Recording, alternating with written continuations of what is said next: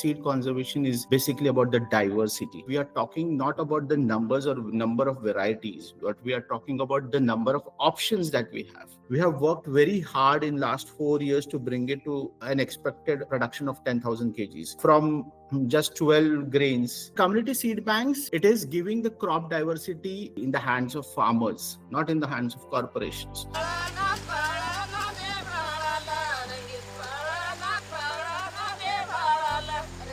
How do seeds fit into the larger ecosystem at OOO Farms, and why is seed saving important to you?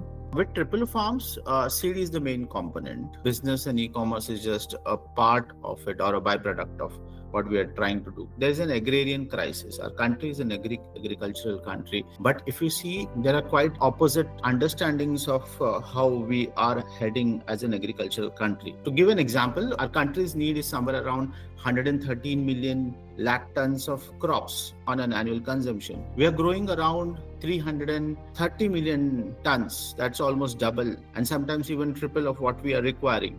But in an hunger index, we are standing 105th in the world. That's such a paradoxical kind of a statistics. If we are growing so much, why are we on the hunger index? What we have understood is the seed that has gone wrong in all of this.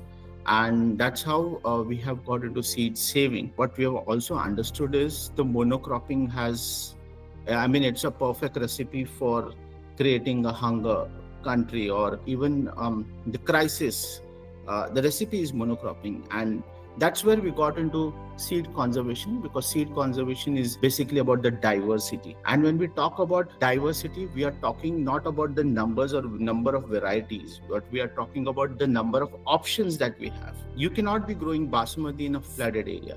You cannot be growing basmati in a area where there are frequent droughts. So basmati cannot be treated as the only crop that could be grown from North India to South India. We are geologically, topologically very diverse country, and we require different kinds of crops for that. And community seed banks, it is giving the crop diversity. It's a live crop diversity in the hands of farmers, not in the hands of corporations. So it's very localized system, where the systems are resilient locally. So with the changing climate, the seed conservation even becomes more important. And the reason is all these land races, one, they are diverse. They have a lot of options, like they can be flood tolerant, they can be drought tolerant, they can be pest tolerant, they can be pig repellent, they can be also climate adaptable. Can you tell me about the land races we have for rice, their history and significance, and how many land races we've lost? Why does genetic purity matter in their preservation? India rice diversity was one of the highest in the world, with 140,000 varieties in India. And these are all officially recorded. These are not just been told. Till 1960, we had this kind of diversity in our country. It's post 1960 when we tried to adopt the Green Revolution. Probably we have lost a lot of varieties. So from 140,000, probably now what is left in the country is around 6,000 varieties. It's not the numbers just that we have lost. We have lost the options. We had so many options. Wind tolerant rice. We had rice which would grow towards southwesterly monsoon winds. We had rice which would grow towards easterly winds. These were the kind of rice that were been bred. So we've lost a lot of it. When we lose these varieties, we are also losing the options of it. And when we are losing the options of it, we are creating a crisis back in the agriculture. Again, what has happened with the industrial agriculture is there is very less study on crops. So very blatantly, they have called rice as a self-pollinated plant. So they believe there is no cross-pollination in rice, and that's not true. Rice does cross-pollinate. So Dr. Debal Dev, the great ecological scientist, has proved it that rice does cross-pollinate 85%, not just 1-2%, it's 85%. And when it cross-pollinates, it loses its genetic characteristics. So since we have this like 4,000 plus varieties of rice conservation on the field, all that we have learned, we are implying it or applying it on the field. So people who are applying it are not agricultural students, they are not scientists, they are simple farmers, and these are tribal farmers. They are taking genetic records. So every variety, there are 55 plus characteristics. These are visual characteristics, obviously not the sliced one. And there's a very slight variation in calling purple, dark purple, purple rings. A purple ring and a purple and a black might look very similar on the field, but it's the farmer who is identifying. So any change in it will indicate that it has lost some of its genetic characters. It's a very hard work on the field. These are tribal farmers who are doing it. I could proudly say at our farm, we are attempting a conservation with genetic purity. Most agricultural science pushes crops to excel at one trait, letting other possibilities fade, with very few varieties dominating the market. If farmers want to adapt to climate change, where should the research focus shift? Sadly, the research is at the lab end and not on the fields. It's more driven how it could be monetized for few pockets or few people, not as a food security as they claim. We do not have problem with science taking over agriculture. I mean, of course, what farmers did in past, our ancestors, they of course use science. Maybe they didn't knew what the terms are. Even they have hybridized it. I mean, they've crossed a few of them, stabilized few of them, but whatever was happening by nature and the farmer selection and by the will of people in that particular local area. Pushing only one uniform thing across will create a disaster. So if there is a mountain which has slopes, they will have rice related to how that rice could be grown on slopes. They will have rice which is drought tolerant. I mean, which would, even if the water goes away before it flowers, that's okay with that kind of a rice. But if they have a flood tolerant rice grown on a slope, it won't work. So this kind of a research at the farmers' participation is much more needed than what's happening at the lab end. In your work with tribal communities in Gujarat and Maharashtra, which rice varieties are showing promise in being climate resilient and thereby aiding with local food security? Khadkya. It's also called as Khadkya Ambemor. It's not Ambemor, but the name is Khadkya Ambemor. It's a very hardy rice, and the reason why it's called Khadkya in Marathi means stony. The whole idea about that rice seed is even if you throw it at a place where you just have stones, it will still grow. So it's a very hard variety which grows irrespective of the soil or irrespective of the rains. So Khadkya becomes a very important rice in that particular region. It's grown in around Ahmednagar, Pune district on the Western Ghats and at a little higher altitude from 800 feet to almost 2,500, 3,000 feet above the sea level. I mean, they just have one small bowl of rice, either in the form of congee or with some kind of a curry in the morning, and then the whole day they do not have to eat anything. We found it strange, but when the nutritional profile of Khadkya was removed, I'll just narrate that nutritional profile. It beats any rice across the country. It says iron is 11.51 milligram per 100 gram. Basmati, the iron is 0.5 milligram. The thing is that I just need to have little bit of Khadkya to enough for my stomach to be full. We have a very recent example of Tulsi, the rice that we have revived. We heard a lot about Tulsi as a very historical rice, which was once upon a time the key rise of our kings across the kingdoms. We identified somewhere around 12 seeds which had the head intact. The seeds were broken, but the head was intact, and the germination happens around the head. We took our chance thinking that these 12 seeds might germinate, and if it does, we have a chance. 1.5 months when I came back to the same place, the farmer's father showed me that particular seed very happily, and he said, "This is my seed now."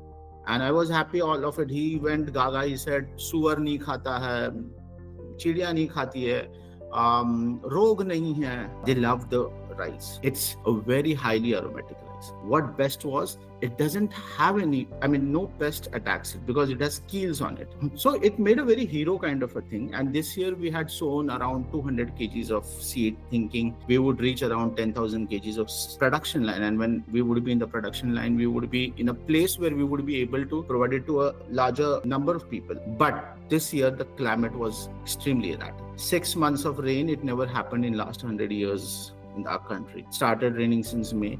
So the village that we had sown Tulsi had a crisis. There were 4 floods in that village. The 4th one was the worst one because it came exactly during the Diwali day when most of the people had harvested a lot of their crops and some crops were standing to be harvested. Luckily, we did not harvest Tulsi. This Tulsi was standing and it was submerged in the flood. The whole village lost the crop, whatever they had grown. And when I say lost the crop, this was the hybrid crop. But when the floods receded, what we received from there is around 5,000 kgs of Tusha. So Tusha, which is submerged in flood, there is no data about Tusha being flood tolerant. The whole data was about it being a drought tolerant rice. But the land races adapt to the changing climate. They have a genetic memory encoded in them, and that memory allows them to react to how the situation, how the soil is, how the environment is, how the climate is. So now that whole village is coming up for asking for the seed for the next year.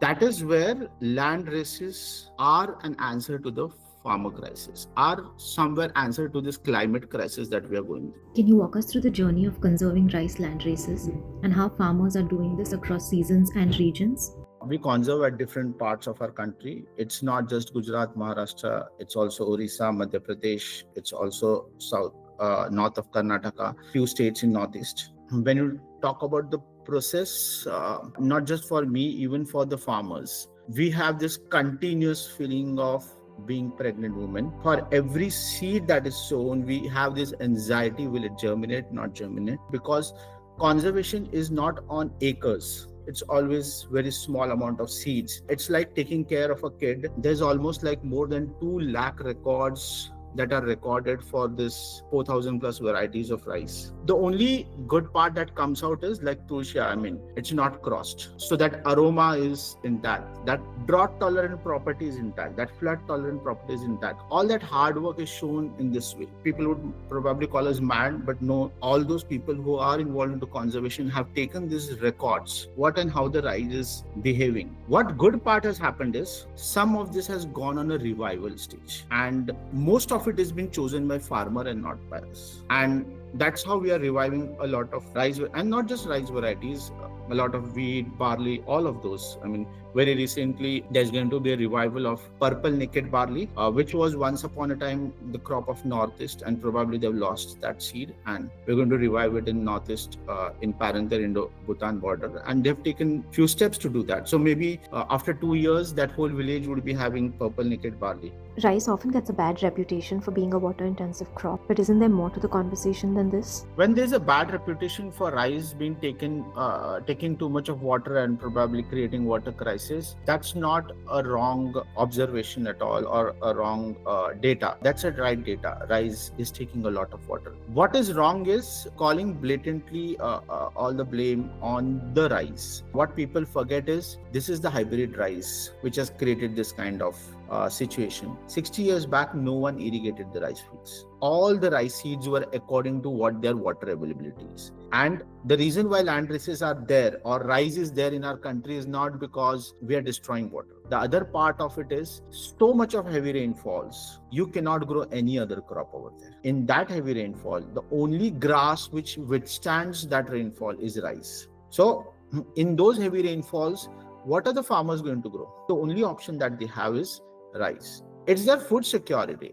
Taking a lot of water is a corporation thing. It's not a farmer thing. The corporations are pushing the seeds, uniform seeds across, and then the farmer has to make that crop survive. So they're going to dig up water and put it across to it. How do we take all of this revived diversity back to consumers? Truth is, we are eating a very highly polished rice. We have forgotten that art. And the other truth is, we have also forgotten the art of eating rice. Rice is only now dal rice and khichdi, or now the biryani one. But rice is a combination of milk and rice, jaggery and rice, dahi and rice. There are so many combinations across the country with the rice. We have forgotten that. We have also forgotten that rice is the primary source of fermentation across the country. The first layer of fermentation, we call it as congee across the country. The second or third fermentation gets into beer. And let's not shame it just because it gives you a little high. That kind of rice beer was very much needed on the hills for them to have a very good gut microbiome. And the whole history of biryani is, it's now when they are cooking from basmati. Otherwise, biryani is cooked with all the local rice across, right from Persia to India. A lot has to be spoken about the rice on the awareness scale. And who better than, apart from farmers, people, the domain experts back in the cities. One of them are chefs, definitely. Apart from that, I think chefs back in Bombay, Pune have done a great job. In that, Chef Thomas has been a great person who has taken OOO Farms to a very different level. Or Chef Gayatri, she has given characters to what we have grown. All that rice, we never imagined rice could be cooked in so many ways. Chefs have played a bigger role in Triple Farms than any other influencers. And so today, Triple Farms is not about us and farmers. It's also about people who are leading that back in the cities, who are doing it selflessly without any monetary aspirations to it, because they believe this kind of diversity is also an answer to their flavors which might have gone down. Wild Food Festival has been a great platform. I mean, apart from wild foods and all the dialogue that's been spoken, they also get to see an array of seed bank in that festival, and they also get to see all the produce that has been produced by the farmers.